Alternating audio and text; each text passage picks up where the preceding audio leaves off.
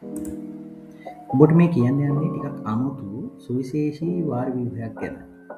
මේක දකින්න හම්බෙන්නේ මේ ලංකාවේ තියෙන ලොක්කල්ලෝ ජලාශය. ඔය බතුල්ලේ ඉඳලා මයංගන පැත්තට යද්දි තමයි ලොක්කල්ලෝ ජලාශය තියෙන්නේ. මොන ජලාශය මතින් තියෙන පාරේ ඔබ ගමන් කරනවා නම් මෙන්න මේ අපූර්ව වාර ව්‍යුහය දැක ගන්න පුළුවන්. මේකට කියන්නේ පියානෝ කී හැඩැති වානක් කියලා. ඉංග්‍රීසියෙන් කියනවා නම් පියානෝ ස්පිල්වේ කියලා තමයි සාමාන්‍යයෙන් කියන්නේ. මේක ඇත්තටම හදලා තියෙන්නේ ඔය වානේ දිග සමස්ත දිග වැඩි කරන්න. ඔය වගේ සික්සැක් විදිහට තියෙන නිසා වානේ සමස්ත දිග ඇත්තටම වැඩි වෙනවා. අර තනි ස්ට්‍රේට් ලයින් එකක් ගහුවා වගේ නෙවෙයි. ඉතින් මේ නිසා වඩා වැඩි වතුර ප්‍රමාණයක් මේ ස්පිල්වේ හරහා ගලාගෙන යනවා.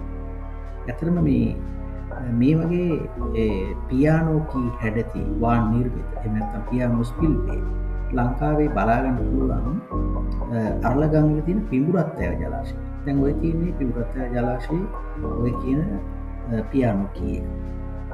ඒ වගේම තව ගිරිතලේ ජලාශය, රඹාව ජලාශය මේ වගේ තැන්වල මේක බලාගන්න පුළුවන්. මේක ලංකා වාරි නිර්මාණ අතර තියෙන සුවිශේෂී නිර්මාණයක්.